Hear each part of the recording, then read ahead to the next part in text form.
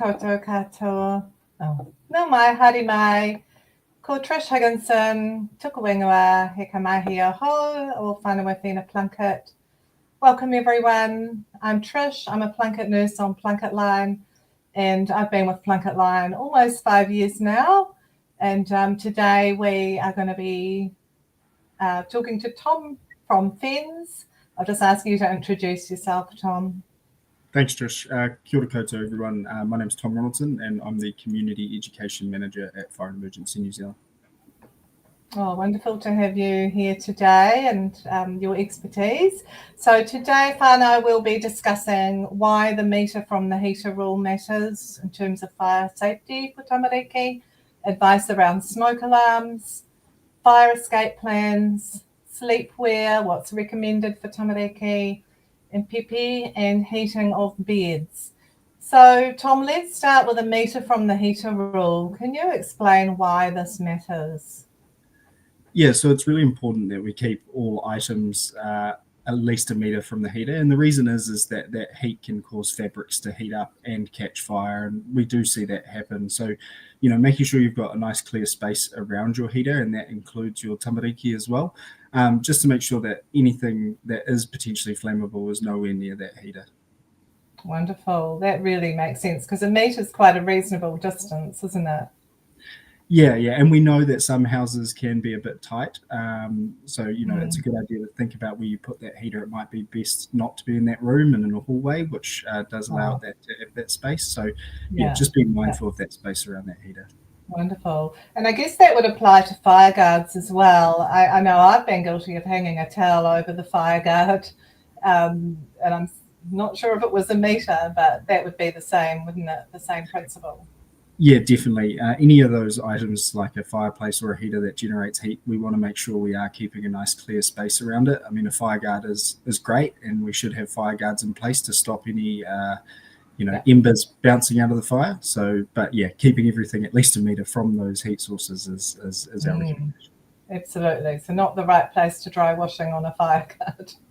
No, at least if it's a meter away, absolutely fine.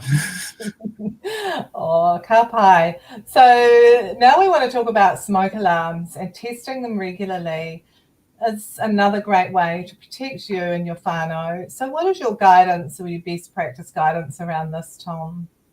Yeah, so we recommend smoke alarms in every bedroom, living room, and hallway, and ideally we want those to be interconnected. So interconnected means that if one of the smoke alarms goes off, all of the smoke alarms go off, and that gives you the best possible warning to be able to get out of the household, especially if you're talking about tamariki who may need help evacuating.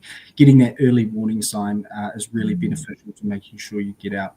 In terms of testing, we recommend that people test them once a month, and it's nice and simple. You reach up, you push the button, and then you hear the smoke alarm go off. It's also a great opportunity to teach your tamariki about what the sounds that a smoke alarm makes and what they need to do when a smoke alarm does go off. So yeah, checking smoke alarms, I quite often like reaching up and showing my daughter that I'm testing it. She gets a good giggle out of the loud noise that comes out. Well, that's great advice, and it's so important to involve tamariki in your daily routines, and involving them in safety checks and safety procedures is really good. So when you say interconnected, I had no idea that you could interconnect smoke alarms. So how does that work? Is that a particular type that you buy, or? Yeah, it's a particular type, and so you'll need to make sure that you buy, the same alarms that are all interconnected. They are, relatively new to most people, but if you go to any of your large hardware stores, chain stores, they'll be able to sell them. And again, it's important that we put one in every bedroom, living room, and hallway. Yes, great. That's really good info. I'm definitely going to look into those interconnected ones. And what about the changing of the batteries? When should that happen? Yeah, so previously we've spoken about changing your batteries at daylight savings, or at least testing and checking them. What we would actually recommend is that if you have a battery-powered smoke alarm, you replace it with a 10-year long-life photoelectric alarm. The reason being is that then you don't need to actually change the batteries. So that means that smoke alarm will last for 10 years from the date of manufacture, which actually kind of removes a bit of the stress around it, right? So if you are checking your smoke alarms, check if they are a battery one, check if it's expired as well, because smoke alarms should only be up for 10 years. If it's older than 10 years old, you will need to replace that because it may not work. Okay. Gosh, I am learning so much today already.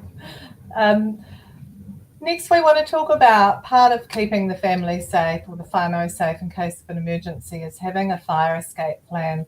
So what are your recommendations around that, Tom? Yeah, so we like to call it a 3-step escape plan, making it nice and easy. So the first step is having working smoke alarms so that you're alerted to that fire. The second step is identifying 2 exits. And then the third step is a safe meeting place. So it's really important that when we create an escape plan, we have that safe meeting place. And a good example of that is the letterbox. And our community teams have stickers. So if you do see one of our fire trucks out there, ask them for a sticker and I'm sure they'll be able to provide that for you. And the reason why we ask for a safe meeting place is because when you get out of the house, it's much easier to account for everyone that's in the house if they're all going to the same place. You're not having to run around trying to find people who may be in the backyard or the front yard or wherever. So like I said, 3-step escape plan, working smoke alarms, 2 clear exits and a safe meeting place.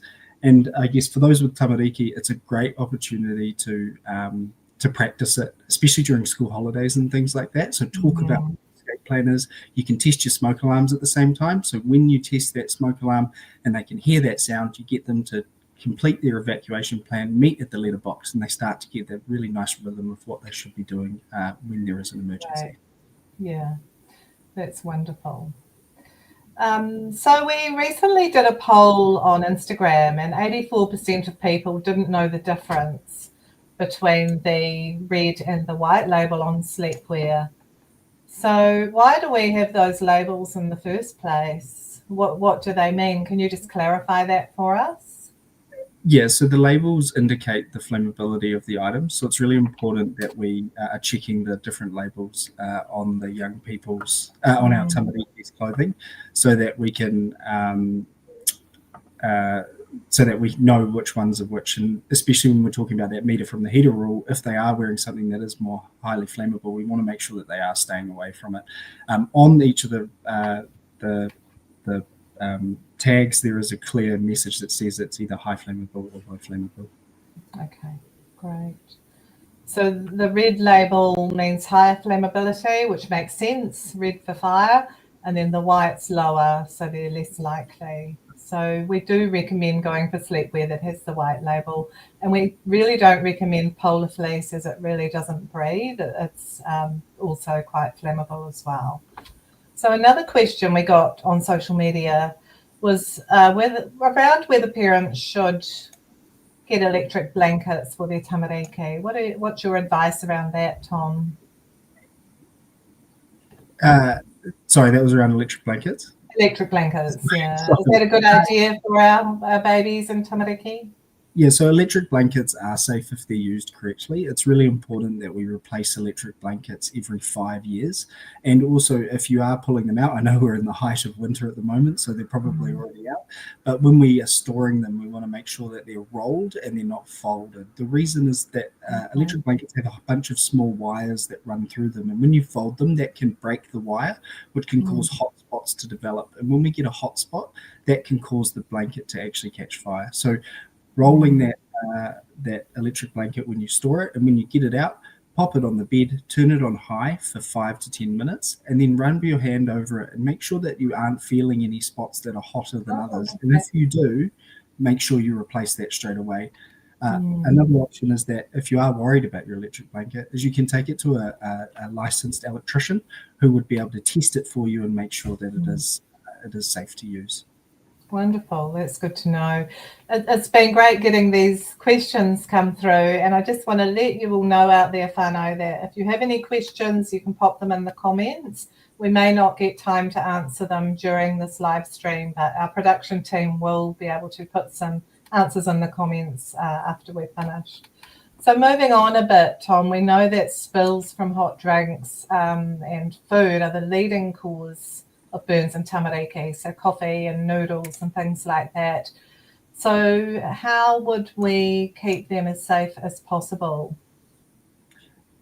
Yeah, so anything that's hot cups or hot drinks or anything like that, making sure that we're using lidded cups so that nothing can drop over them. It also helps to make sure that that hot liquid stays inside. We also want to avoid holding children while cooking. And I guess around the hot drinks and hot food is actually just keeping it away from children, removing that risk altogether. So keeping it away from where they're playing and where they are.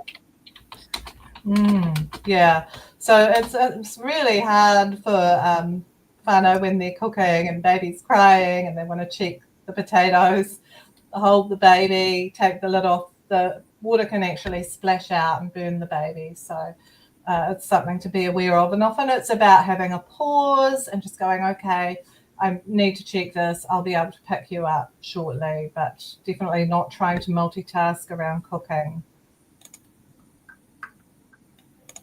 And also the lidded cups, sometimes they can be a little bit not necessarily better, let's say, because they stay hotter for longer, and the cup, if it does fall on its side, can sort of have a constant drip of hot liquid. So really what we recommend is not having hot drinks around babies at all, but if you are, put the baby in the high chair and the cup in the middle of the table, and try not to hold baby while you're drinking as well. But yeah, we all just need a reminder about that sometimes.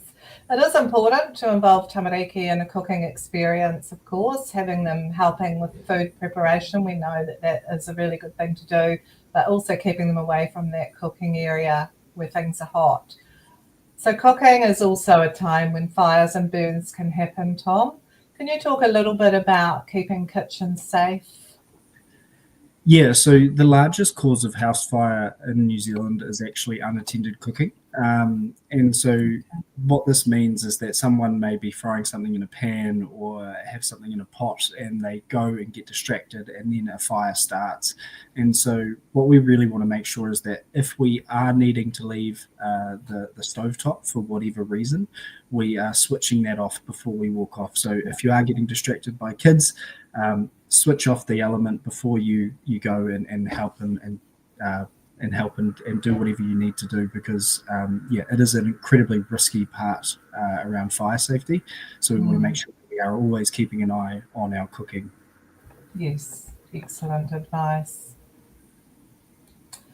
So what are some of the other things in the home that can cause burns and fires for whānau to be aware of, Tom? Yeah, so I guess now we're in the middle of winter, so the use of dryers is increasing, and so we really want to make sure that we're emptying the lint of our dryers. So lint, if you're not emptying your lint trap, that can cause a fire. So after every cycle, making sure you are cleaning out that lint. We're also seeing an increase of calls around overloaded dryers. So a lot of the time, it's people putting a few too many towels in that dryer, and when we see the weight.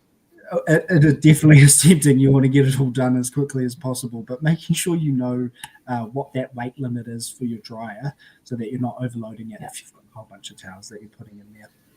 Brilliant. In our whānau, we've started going to the laundromat. We've got a fantastic laundromat with massive big dryers, and you can take a whole load of washing down there and get it dried really quickly. It saves your power and saves having to have a dryer at home. So.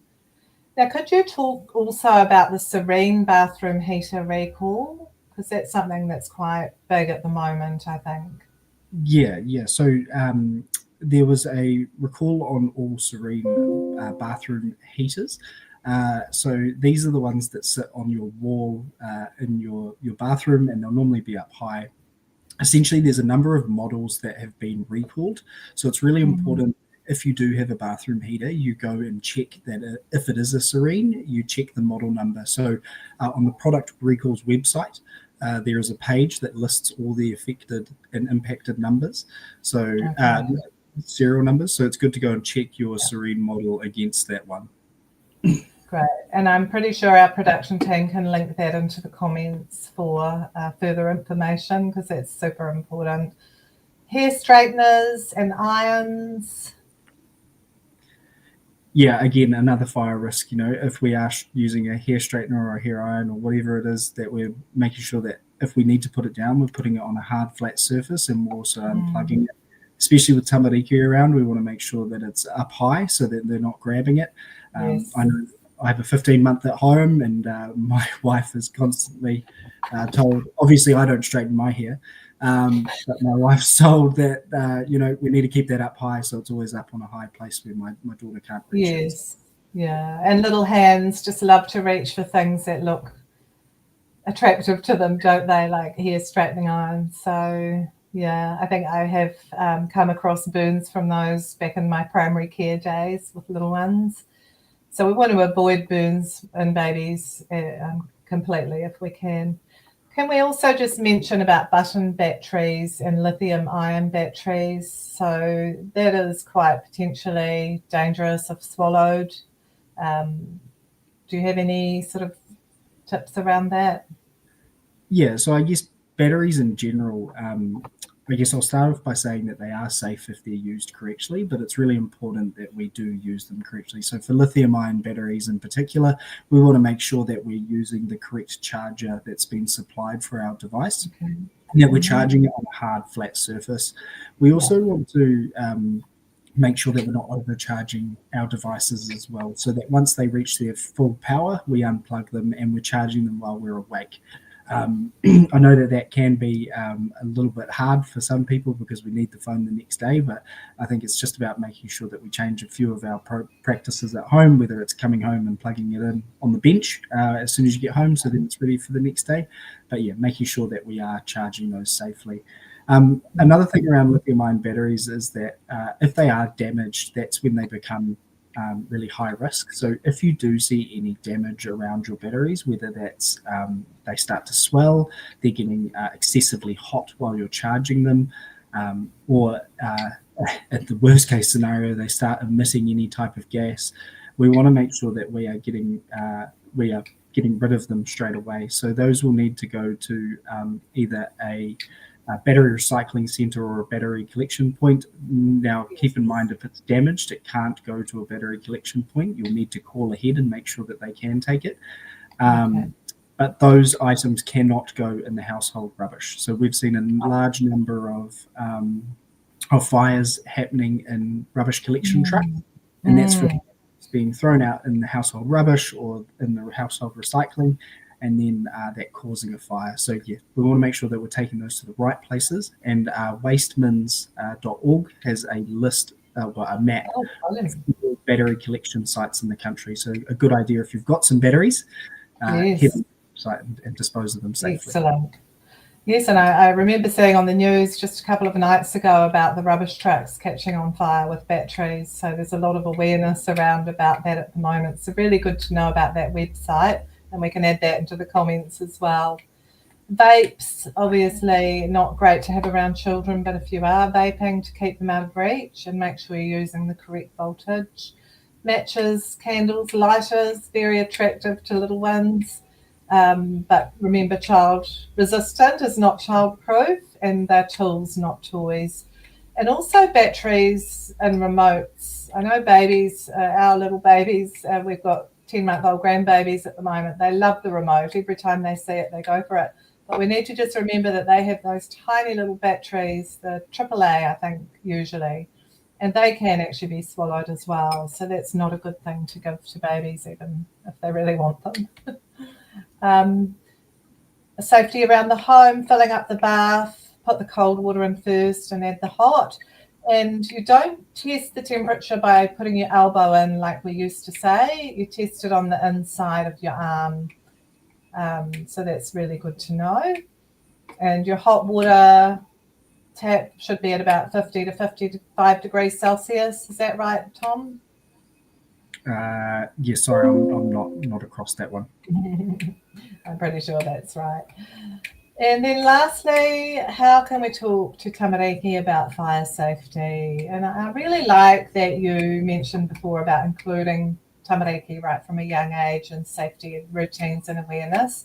So have you got anything more to add to that we can teach our tamariki?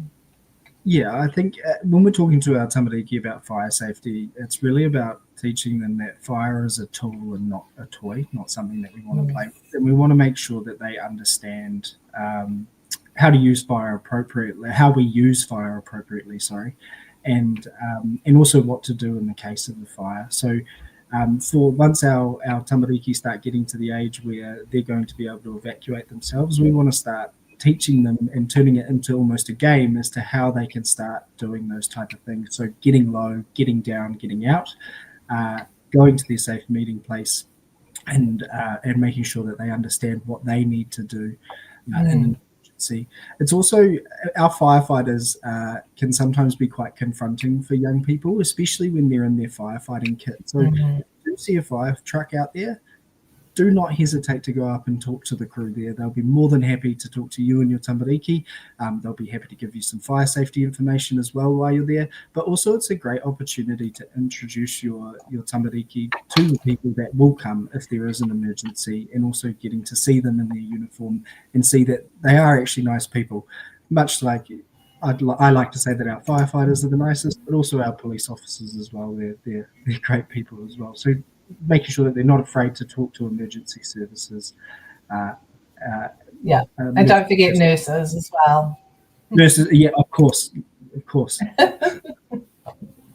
if there's a fire in the house, how can we teach them? It's having a safe place to go to, making sure everyone's out. Yeah, safe place to go to. They know how to get out, and they know where they're going to get out. Yeah. So there's different ways to get out. But also, I guess once they're out, it's about knowing to call 111. Regularly, we see young people get confused from American television and call 911. Thankfully, it still goes through to our emergency services. But alas, we want them called 111. And we also want to teach our tamariki how to say our address, because that's really important. So that allows us to come to your house. So working with them on being able to say your exact address, so that when or if they ever have to call 111, that they can alert emergency services to where the emergency is. Yes, no, that's good. And I guess having a family meeting is a good idea. This is our fire safety plan. Like if a fire starts in the house, this is what we do, because it may be that children or tamariki are in a room and they see a fire start, so it's important they know what to do. So yeah, that's really helpful. And so I think sorry Trish, just one last thing to add. If anyone is feeling slightly overwhelmed by this fire safety information and they go, oh man, I just really love someone to come and help me, we actually offer a free service called home fire safety visits, where we will send a crew round to the person's house, and we will be able to check your smoke alarms. If you need help installing them, we can also help install them for you, and we can also help you create that evacuation plan, or that 3-step escape plan, and practice it with your kids so that they can meet the firefighters and also potentially see a truck. So that's wonderful. That's really good to know. What a great service. I have learned so much today, and I've got my own little checklist of things that we're going to do in our whānau to update our fire safety. I'm definitely going to be looking into those connected smoke alarms. So I just want to say a big ngā mihi to Tom for sharing your expertise, and thank you to all the whānau watching out there and all your comments. Have you got anything more you'd like to add, Tom? I guess I'll keep peddling our different tools that we have available.